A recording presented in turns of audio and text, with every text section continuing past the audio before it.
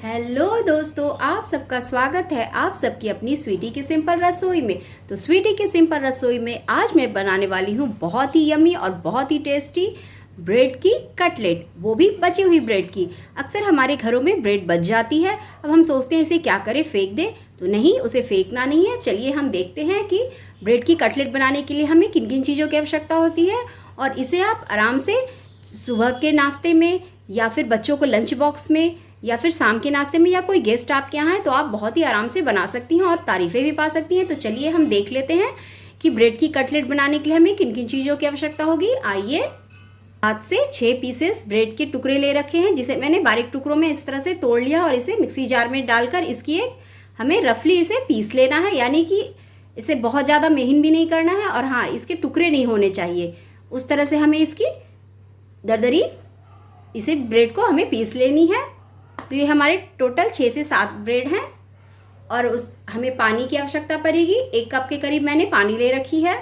और वेजिटेबल्स में मैंने यहाँ पर 1 प्याज मीडियम साइज़ की जिसे बारीक टुकड़ों में कट कर लिया है, 1 टमाटर जिसे भी मैंने बारीक टुकड़ों में कट कर लिया है, 1 मीडियम साइज़ की शिमला मिर्च जिसे भी मैंने बारीक टुकड़ों में कट कर लिया है, 2 गाजर जिसे मैंने कद्दूकस कर लिया है और 3 से 4 मीडियम साइज़ के आलू जिसे मैंने बॉयल करके अच्छे से छोटे छोटे टुकड़ों में क्रश कर लिया है। और यहाँ मैंने 2 से 3 हरी मिर्चें ले रखी हैं। इसे चाहे तो आप स्किप भी कर सकते हैं,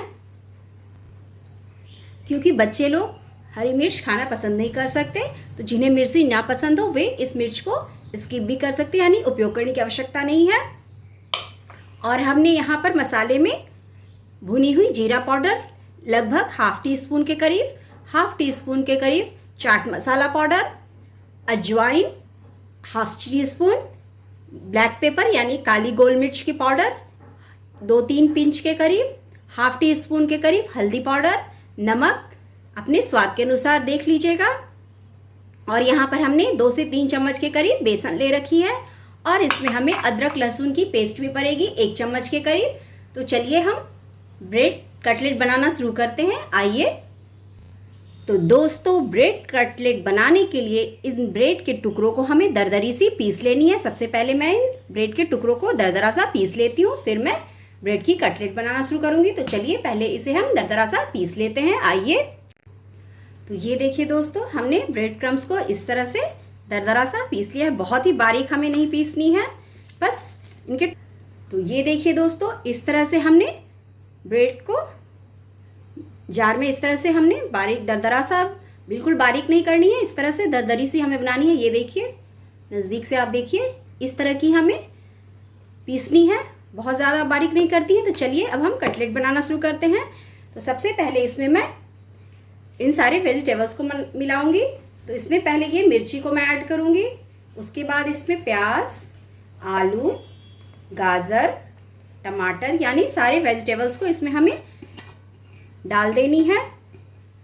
और इसी में हम यहाँ पर ये जो हमने मसाले ले रखे हैं उसमें से चाट मसाला, जीरा पाउडर, गोल मिर्च और ये अजवाइन को हमें इस तरह से हाथों पर रखते हुए इस तरह से हमें हल्का सा हाथों पर प्रेस करते हुए इसे करेंगे, जिससे कि इसमें अच्छी फ्लेवर इसकी आएगी। और हल्दी पाउडर हमें पूरी नहीं डालनी है, बस चुटकी भर इस हल्दी पाउडर इसमें जाएगी, बाकी हल्दी पाउडर का उपयोग हम इसमें करेंगे। और नमक स्वाद के अनुसार, और गोल मिर्च पाउडर भी हमें थोड़ी सी बचा कर रख लेनी है, यानी 3 चुटकी के करीब हमने लिया था तो उसमें हमने 1 चुटकी के करीब इसमें डाला, बाकी हम इसके लिए रखेंगे। और नमक भी हमें इसके लिए भी चाहिए, घोल के लिए, तो हमने इसके लिए भी बचा के रखी है। वैसे आप अपने स्वाद के अनुसार देख लीजिएगा। अब इन सबको अच्छे से हमें मिक्स करना है इस ब्रेड में, इस तरह से हाथों से ही कीजिएगा, स्पून से नहीं कीजिएगा, वरना अच्छे से मिक्स नहीं होगी। क्योंकि लोग दिखाने के लिए भले स्पून से करते हैं, पर स्पून से कोई फ़ायदा नहीं होता है, बाद में वो हाथ से ही करते हैं। इसलिए खाना जितना अच्छा हाथ से बनता है वो स्पून सिर्फ शो करने के लिए होती है। लेकिन घर में मैं आपको वही दिखाती हूँ जो मैं जिस तरह से मैं काम करती हूँ। मैं दिखावे का खाना नहीं बनाती हूँ।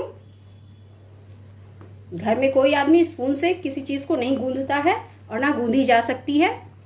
आप खुद भी ट्राई करके देखिएगा, स्पून से कोई चीज़ नहीं मिक्स हो सकती है। इस तरह से।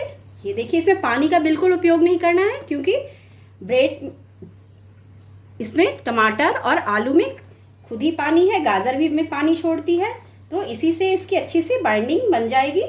ये देखिए कितनी अच्छे से ये देखिए कितनी अच्छे से इसकी बाइंडिंग हो रही है। ये देखिए, बस अब इसे हमें एक शेप देना है कटलेट का। तो आप जिस शेप में चाहे उस शेप में आप इसे आकार दे सकते हैं, लंबी, गोल, चौड़ी, यानी चौकोर टुकड़ों में भी, जिस तरह से आपको मन हो उस तरह से आप इसकी शेप दे सकते हैं। मैं यहाँ पर लंबे, क्योंकि कटलेट लंबी लंबी होती है इसलिए इस तरह से अंडाकार में मैं इसे शेप दूंगी, इस तरह से। ये देखिए, इसी तरह से मैं बाकियों को भी बना लेती हूँ। और हाँ, आप चाहे तो यहाँ पे नमक टेस्ट करके भी देख सकते हैं। अगर आपको नमक कम लगे तो नमक और दे सकते हैं, या मिर्च जो भी आपको कम लगे उसे आप दे सकते हैं, पर ये बिल्कुल सही है। इसमें आपको किसी चीज़ की और ज़रूरत नहीं पड़ेगी। इसी तरह से मैं कटलेट सारे बना लेती हूँ, फिर मैं आपको आगे दिखाती हूँ। तो ये देखिए दोस्तों, हमने सारे ब्रेड की कटलेट को अच्छे से शेप दे दिया है। एक को मैंने गोल शेप में दे दिया है, तो आप जैसे चाहे वैसे इसे शेप दे सकते हैं। अब हमें क्या करनी है, इसके लिए बेसन की घोल तैयार करनी है। तो एक बाउल में जो मैंने बेसन 3 से 4 चम्मच के करीब ले रखे थे, उसे मैंने इस एक बाउल में ट्रांसफ़र कर दिया है। और ये नमक, हल्दी और गोल मिर्च की जो मैंने पाउडर बचा रखी थी, 1 चुटकी के करीब, ½ टीस्पून से भी थोड़ी सी कम हल्दी पाउडर और नमक स्वाद के अनुसार, इन सबको हमें इस बेसन में डाल देना है। और इसकी एक अच्छी सी हमें घोल बना लेनी है। पहले हमें थोड़ी थोड़ी पानी करके डालनी है, एक बार में नहीं डालेंगे, नहीं तो अगर एक बार में पानी डाल देंगे तो इसमें गांठें पड़ जाएंगी, बेसन हमारी अच्छे से नहीं घुलेंगी। इसलिए हमें पहले थोड़ी थोड़ी पानी करके बेसन को पहले अच्छे से मिक्स कर लेना है, जिससे कि इसमें एक भी लम्स ना रहे, यानी गांठें ना रहे। और इसकी बहुत पतली सी घोल बनानी है, क्योंकि कटलेट के ऊपर इसे बस हमें, जिससे कि हमारी कटलेट फ्राई करते समय खुले नहीं, इसलिए हमें इसकी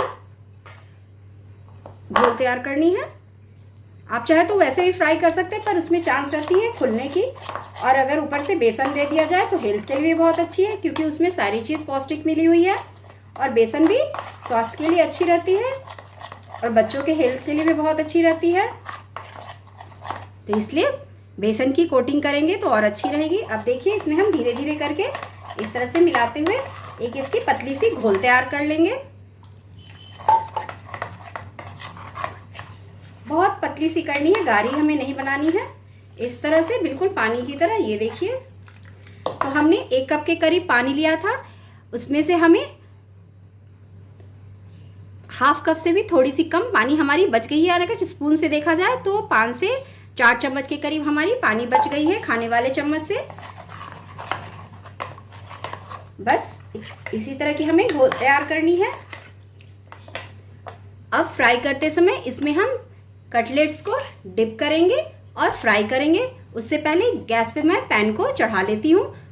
और हाँ, इन ब्रेड कटलेट्स को हमें सरसों के तेल में ही फ्राई करनी है, रिफाइन ऑयल में नहीं, क्योंकि कटलेट हमेशा सरसों के तेल में ही बहुत टेस्टी लगती है। लोग बोलते हैं रिफाइन में या घी में, पर नहीं, आप सरसों के तेल में बना के देखिए, बहुत ही यमी और बहुत ही टेस्टी लगेगी। तो चलिए, मैं सरसों के तेल में आपको ब्रेड की कटलेट बनाकर दिखाती हूँ।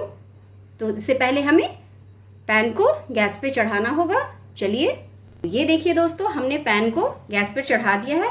और याद रखिएगा, फ्लेम को बिल्कुल लो रखनी है, ना मीडियम ना हाई, बिल्कुल लो फ्लेम पे हमें इसे बनाना है। इसमें हमने सरसों तेल को अच्छे से डाल दिया है, इसे हमें डीप फ्राई करनी है। ये देखिए, हमारी तेल अब अच्छे से गर्म हो चुकी है। तो ये जो हमने घोल बना रखी थी बेसन की, उनमें इन ब्रेड के कटलेट्स को इस तरह से डीप करेंगे और चारों ओर इस तरह से इसमें हाथों की सहायता से इसे चारों ओर इसकी कोटिंग कर देनी है बस। और इसे इस तरह से, और ये देखिए, इसी तरह से हम जितने इसमें आ पाए सबको इसी तरह से, ये देखिए, बिल्कुल पतली सी घोल बनानी है। अगर ज़्यादा कर देंगे इसकी घोल गाढ़ी तो ये बिल्कुल बेसन के पकौड़े जैसी लगने लगेगी। और हमें यहाँ ब्रेड की कटलेट्स बनानी है, ना कि पकौड़े बनाने हैं।